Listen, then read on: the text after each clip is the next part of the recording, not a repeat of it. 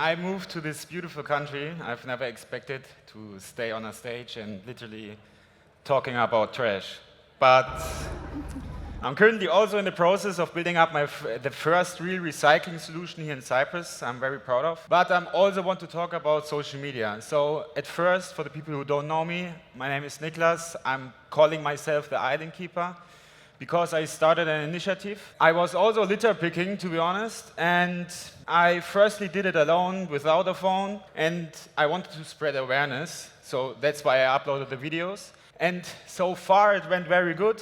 We are now more than 150 people in my volunteering group. We are organizing one of the biggest cleanups on the island so far. And I try to make picking up litter cool. And that's why I'm sometimes topless. You need to create attention, of course, so therefore polarizing is the way to do. But I want to make it cool through a day event. So litter picking is nothing a topic where you go on YouTube, for example, and type in, okay, how to pick up litter. This is not a special topic. So therefore, I was focusing on to make it cool through a day event with a DJ, with beverages and all this stuff. And for upcoming Sunday, for example, I'm hosting the next cleanup. It's our biggest cleanup event so far. We have over 120 pre-registrations for a good cause. And every participant doesn't have to pay anything. So I'm really happy about the fact because since my social media reached a certain level, I'm able to bring sponsors into it and to give back to the nature and also for the people who actually care about the island. So after this cleaning stuff, I was questioning myself, what really happens after with the trash? And unfortunately, the answer was pretty frustrating because I reached out to recycling plants here in Cyprus and they told me, my friend, it is like it is. So what I mean is 75% of the trash from Cyprus gets either landfilled, burned, or ends up in nature. So for me, this wasn't a good solution because when we pick up the litter from the beaches, for example, and it ends up near Nicosia, landfilled, so why do we do it? I took a bit of research to find a solution for it, to recycle or to upcycle. And that is my new baby called Items of Cyprus. What we are basically doing is we collect the litter, we wash the litter, we shred the litter, and turn it into useful products. So the goal is to create or to produce furniture out of the waste from Cyprus. And the Island Keepers, this is my movement. I have my notes here on my hand, okay, so I need to take a look. Oh, notice how he didn't use paper. He doesn't want to waste paper. So the thing is, I want to tell you about the social media game itself, because social media was the tool for me to get this done within the last 6 months, or more than 200,000 followers across all platforms. Alone on Instagram, I reached 150,000 followers. And this with a topic, what's not really interesting. So you need to bring a different kind of approach to the videos to highlight it. So what I basically did, Yannis told this already, and this was a very good point, because you have 3 different kinds of content clusters, like 3 pillars. And this is for every creator here, this is for every brand here, whether you are a gym owner or whatever. You have 3 different types of content. You have storytelling, you have value, and you have attention. If you only focus on one of this, you have a problem. For example, you can get a lot of views. For example, I went dozens of times viral, but viral in a niche. For example, if you're playing magic cards, okay? Does anyone know here magic cards? Okay, so magic cards, it's like Yu-Gi-Oh, but it is a bit older. What I want to tell you is that in the magic card niche, you get 20K views. This could be viral, but if you're in the fitness niche, not under 1 million views is viral, okay?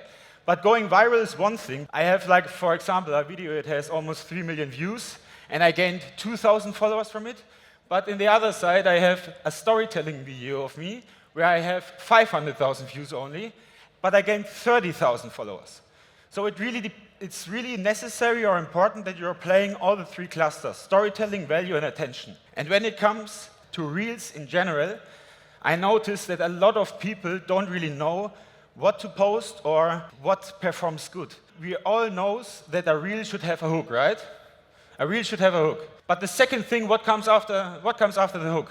And then most people don't know how to play with it. After the hook comes either curiosity or a problem. And you amplify this problem in the process that the viewer is engaged. And then, if you are amplifying it, you have the half of the video. So the only thing what you are carrying is watch time. So after you're amplifying the problem, then comes the solution. And if then comes the solution, you get the like of the video. And at the end, should be a CTA, like a call to action. So this is a structure of a reel. And most people just post something or hoping that it goes viral. Nowadays, nothing goes viral out of a sudden. When you only focus on to make a trend or something like this, okay, it could be that the video performs well, but it's not depending on your niche, and it doesn't have any value, you know? The reason why I'm telling you this is because once you understand how it really works, you can go viral with trash, you can go viral with recycling, you can go viral with almost everything. You can, thanks. Yeah, you can go viral with everything. So I don't want to sound arrogant or something like this, but I'm very proud of. Over the last 6 months, I gained more than 31 million views on all my videos. But anyways, what I want to tell you is, don't get distracted by the views, because it really depends on your niche, and it really depends that you are delivering value, because you're selling over value, and your story, because people buying from people. And it's very necessary that you posting about your story and that the story is continuing. And when your story is changing the niche a bit, try to connect the new niche with the old niche. When it's part of your journey, then it's all okay, you can continue. Thanks. Ladies and gentlemen, give it up for the Island Keeper. Thank you, Nicholas. We will be taking questions. If you have a question, put your hand up. We have one here. And now the question is, how often do you do events and how do you promote them? Yeah, it's a good question. So I'm doing it very frequently, almost every 4 weeks, like the big events where we have like sponsors included and all these stuff. And I'm hosting a WhatsApp group with over 150 volunteers. This is like the closer group, but I'm also posting it on my social media, on Instagram, for example, or on Facebook. And it's very important, by the way, to connect your Facebook with your Instagram. For example, here in Cyprus, a lot of my local audience on Facebook, for example, is 90% on Facebook. Very important to connect this. Absolutely.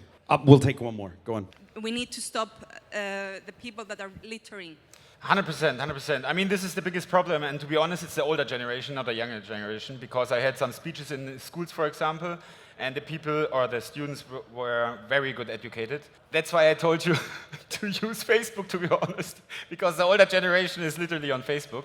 But yes, I'm collaborating with a lot of Cypriot influencers also, because I started my account here. And I started it from a Cypriot phone number, especially for the reason because I want to attract the people locally. But yes, this is definitely, I mean, the only thing what we can do as creators, we can spread awareness through the videos and we can make the cleanups. But to convince everyone who's throwing his furniture in the nature, it's difficult, you know. But yeah, we will give our best.